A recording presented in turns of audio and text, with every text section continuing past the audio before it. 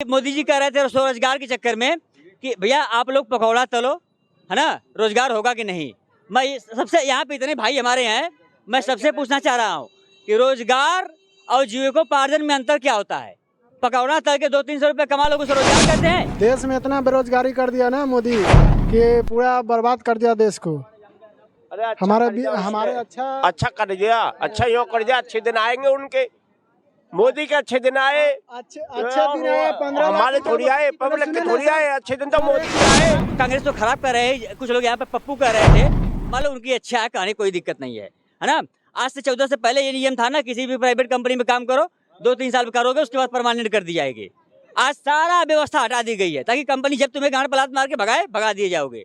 अगर उसके पहले था लेबर कोड बनाया गया था कि अगर तुम्हें जमीनी स्तर पे तो नहीं है, ईवीएम के कॉन्फिडेंस पे बोलते होंगे मोदी जी। इतना चैलेंज, और हर तबके के आदमी रोड पे हैं, किसान रोड पे, और आपका जो है ड्राइवर रोड पे। जो भैया जो रोड पे हैं, जो धरने में है, वो खुद कह रहे हैं ये मेरे हित के लिए नहीं है, आप जबरदस्ती क्यों धो रहे हैं। भी इसरो पे गया ना, इसरो से गया चांद पे, वहाँ पे जब आदमी बैठे बैठे इसे कंट्रोल कर सकता है तो ईवीएम को कंट्रोल क्यों नहीं कर सकता है। अगर मान लीजिए एक बार ये भी मान लीजिए कि चलो ठीक है भाजपा कांग्रेस ईवीएम हैक कर रही है ना, चलो देश की पार्टी है, हैक कर रही है, कोई बात नहीं है। लेकिन अगर ये मशीना है ना, अगर कहीं कल को चाइना हैक कर लिया, अमेरिका हैक कर लिया, क्यों नहीं हटा रहे हैं जब सारे पार्टी सारे लोग कह रहे हैं कि इस मशीन को हटा दो बस। भाई इसके अगर मशीन में गड़बड़ी है तो कांग्रेस भी तो गड़बड़ी कर सकती है ना, इसको हटा दो ना। आने वाले वक्त में वो भी तो हैक कर सकते हैं, हो सकता है कि वो भी हैक करने लग जाए जो कर्म आप कर रहे हैं, तो इनको हटा ही दो ना। कि अयोध्या में राम मंदिर बन गया, मथुरा काशी बाकी है। तो ये बताइए मंदिर बन गया, बहुत अच्छी बात है ये मंदिर, लेकिन राजनीति है, प्रधानमंत्री काम नहीं होता है मंदिर बनवाना, मस्जिद बनवाना। ये पब्लिक का काम होता है, अपना काम होता है। प्रधानमंत्री चाहे कोई नेता मंत्री कोई क्यों करता है, रोजगार देने के लिए, महंगाई कम करने के लिए, शिक्षा देने के लिए, व्यवस्था बढ़ाने के लिए। तो ये पब्लिक सरकार चुनती है ना, कि नहीं तो अगर मोदी जी को मंदिर बनवा के खुश रहना था तो जब 14 से पहले आए तो उन्हें कहना चाहिए था ना कि मैं रोजगार नहीं दूंगा, महंगाई नहीं बढ़ाऊंगा, मैं मंदिर बनवाऊंगा, सिर्फ मुझे वोट दो, ये कहना चाहिए था ना। तो उस समय तो मुद्दा ये था कि मैं 30-35 रुपए डीजल पेट्रोल दूंगा, हर साल 2 करोड़ रोजगार दूंगा, शिक्षा सबको दूंगा, अस्पताल में सबको दवाई मुफ्त दिलवाऊंगा। अब वो सारे मुद्दा खत्म, अब सिर्फ भक्ति या मंदिर यही रह गया है। लेकिन कहा जा रहा है कि आत्मनिर्भर बनिए, स्वरोजगार कीजिए, इसको आप कैसे देख रहे हैं? तो ये बताइए, अभी मोदी जी कह रहे थे स्वरोजगार के चक्कर में कि भैया आप लोग पकौड़ा तलो, है ना, रोजगार होगा कि नहीं। मैं सबसे यहाँ पे इतने भाई हमारे हैं, मैं सबसे पूछना चाह रहा हूँ कि रोजगार और जीविकोपार्जन में अंतर क्या होता है। पकौड़ा तल के 200-300 रुपए कमा लोग उसे रोजगार कहते हैं, वो उसे जीवन यापन कहते हैं। किसी तरह मजबूरी में जीवन काट रहे हो। रोजगार का मतलब ये होता है कि आदमी तरक्की करे, उसका घर परिवार तरक्की करे, वो रोजगार होता है। पकौड़ा तलना जीविकोपार्जन हुआ, बस किसी तरह अपना पेट भर रहे हो, रोटी कपड़ा चला रहे हो। क्या इसीलिए आदमी कीड़े मकोड़ों के लिए दिल्ली मुंबई जाता है कमाने के लिए, घर छोड़ के यहाँ से आता है बस किसी तरह पेट भर ले, ये रोजगार हुआ। ये बस किसी तरह कीड़ी मकोड़ों की तरह जी रहा है आदमी अपना घर परिवार चलाने के लिए। अभी ये बताइए, आज से पहले अभी लोग सब कांग्रेस तो खराब कर रहे हैं, कुछ लोग यहाँ पे पप्पू कह रहे थे, मान लो उनकी अच्छा है, कहानी कोई दिक्कत नहीं है ना। आज से 14 से पहले ये नियम था ना, किसी भी प्राइवेट कंपनी में काम करो 2-3 साल करोगे उसके बाद परमानेंट कर दी जाएगी। आज सारा व्यवस्था हटा दी गई है ताकि कंपनी जब तुम्हें गांड पलात मार के भगा दिए जाओगे।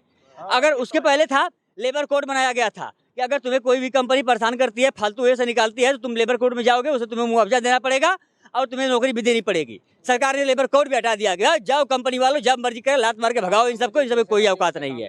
यही तो हो रहा है देश में। अब पता ना कैसे अभी बेरोजगारी इतना कर दिया कि हाँ रुकिए 1 मिनट, अभी आपके पास आ रहा हूं। हाँ। देश में इतना बेरोजगारी कर दिया ना मोदी कि पूरा बर्बाद कर दिया देश को। अरे हमारे अच्छा कर दिया, अच्छा यो कर दिया। अच्छे दिन आएंगे उनके, मोदी के अच्छे दिन आए, अच्छे दिन आए, 15 हमारे थोड़ी आए, पब्लिक के थोड़ी आए। अच्छे दिन तो मोदी के आए। मैं कर रहा हूँ 15 लाख रुपया बोला अच्छा दिन आएगा, खाता में किस इंसान को आया 15 लाख रुपया, ये हमको बता दीजिए। बोला काला धन वापस आएगा, काला धन वापस आ गया, वापस आएगा, गरीब आदमी का पैसा लूट लिया। कहा जा रहा है 24 में 400 के पार, कैसे देख रहे हैं आप? पता नहीं किस चीज़ पे कॉन्फिडेंस है, ईवीएम पे है, जनता पे तो नहीं लग रहा। आप जमीनी स्तर माइक वो कैमरा घुमा के देख लीजिए, जमीनी स्तर पे तो नहीं है, ईवीएम के कॉन्फिडेंस पे बोलते होंगे मोदी जी।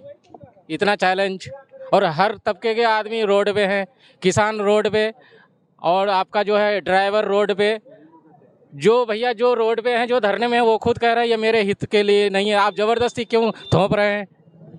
वो लोग खुद कह रहे हैं ये हमारे भले के लिए नहीं है। एक आदमी बेवकूफ़ हो सकता है, 10 आदमी बेवकूफ़ हो सकता है, सैकड़ों लोग बैठे हुए हैं, जाने जा रही है, लोगों की एनर्जी को वेस्ट कर रहे हैं आप। लोगों को काम करना चाहिए, जिस एनर्जी को लेके आप धरने पे लेके बैठे हुए हैं। अच्छा, ऐसा क्यों हो रहा है? कोई भी बिल ला रहे हैं, जिसके लिए ला रहे हैं वही कौम सड़क पे आ जा रहे उनके हैं। खिलाफ ही होता है ना, उनके खिलाफ ही हो रहा है। इसलिए जब उनको लग रहा है कि हमारे भले के लिए नहीं है, हमारे बच्चों के भले के लिए, भविष्य के लिए नहीं है, तो वो धरने पे आ जाते हैं। अगर उनके भले के लिए हो जरा सी भी, तो वो क्यों धरने पे आएगा? ये कुछ और दूसरे लोगों के लिए हो रहे हैं काम। आप धर्म के आड़ में कब तक ये करोगे? लोगों की आंखें खुल जाएगी। भैया भगवान तो हमारे दिल में है ना, यहीं खड़ा होके हम चालीसा हनुमान चालीसा पढ़ेंगे, राम राम सीताराम कर लेंगे। भगवान तो हमारे दिल में है, आप भगवान के आड़ में क्यों ऐसे कर रहे हो? आप कोई धर्म गुरु थोड़ो ना हो। अच्छा, ऐसा क्यों? सारा कौम भी सड़क पे रह रहा है। अगले बार भी किसान आंदोलन हुआ, फिर किसान आंदोलन हुआ, लेकिन जब चुनाव आ रहे हैं तो बीजेपी के रिजल्ट कुछ उल्टे आ रहे हैं, सत्ता में आ जा रही है। तो ईवीएम क्यों नहीं हटा रहे हैं? जब सारे पार्टियां, सारे लोग कह रहे हैं कि इस मशीन को हटा दो बस। भाई इसके अगर मशीन में गड़बड़ी है तो कांग्रेस भी तो गड़बड़ी कर सकती है ना, इसको हटा दो ना। आने वाले वक्त में वो भी तो हैक कर सकते हैं, हो सकता है कि वो भी हैक करने लग जाए जो कर्म आप कर रहे हैं, तो इनको हटा ही दो ना। जिस देशों ने इन मशीनों को बनाया वो खुद अपने मुल्क में, देश में नहीं चला रहे हैं। सबसे बड़ी हमें बात, जब अभी आ रहा हूँ योगी जी गुजरात के मुख्यमंत्री थे, जब कांग्रेस ने ईवीएम लाने की बात की, सबसे बड़े विरोधी ईवीएम के थे मोदी जी, जब मुख्यमंत्री थे, है ना। आधार कार्ड के भी विरोधी थे, जीएसटी के भी विरोधी थे, है ना। जैसे ही प्रधानमंत्री बने, एकदम ईवीएम उनका फेवरेट हो गया, आधार कार्ड उनका फेवरेट हो गया, जीएसटी उनका फेवरेट हो गया। मतलब जब मुख्यमंत्री रहो तो सब विरोध करो, प्रधानमंत्री बनते सारा कुछ हो गया। अभी ये बताइए, अभी इसरो पे गया ना, इसरो से गया चांद पे, वहाँ पे जब आदमी बैठे बैठे इसे कंट्रोल कर सकता है तो ईवीएम को कंट्रोल क्यों नहीं कर सकता है? अगर मान लीजिए, एक बार ये भी मान लीजिए कि चलो ठीक है, भाजपा कांग्रेस ईवीएम हैक कर रही है ना, चलो देश की पार्टी है, हैक कर रही है, कोई बात नहीं है। लेकिन अगर ये मशीना है ना, अगर कहीं कल को चाइना हैक कर लिया, अमेरिका हैक कर लिया, तुम्हारे देश में चाहेगा तो जिसकी चाहेगा उसकी सरकार बनवाएगा, जो चाहेगा वो करेगा, फिर आपका क्या करोगे? अभी कांग्रेस थी, ईवीएम में था, अभी पब्लिक ने उसको उनको उसका कार्यकाल अच्छा ना लगा, वोट दे के हटा दी। लेकिन अगर ईवीएम से चुनाव कराओगे, अगर आज को मान लो योगी मोदी हैं, उनका कोई नहीं है, उनका सरकार नहीं है, उनका कोई बाल बच्चे नहीं है, वो 5 साल के बाद नहीं रहेंगे। लेकिन अगर ईवीएम से ही गलती है कि हमेशा जीतते रहोगे, कल से भाजपा में कोई और आएगा, कह देगा कि कल से मेरा बेटा बनेगा, आज से चुनाव खत्म, संसद में प्रस्ताव पारित करेगा, सब कुछ खत्म। उसके बाद तुम चाह के भी नहीं हटा पाओगे, कह देगा गैस 2000 रुपये मिलेगी, और तुम धरना पे भी नहीं बैठ सकते, फिर क्या करोगे? यही पब्लिक फिर क्या करेगी?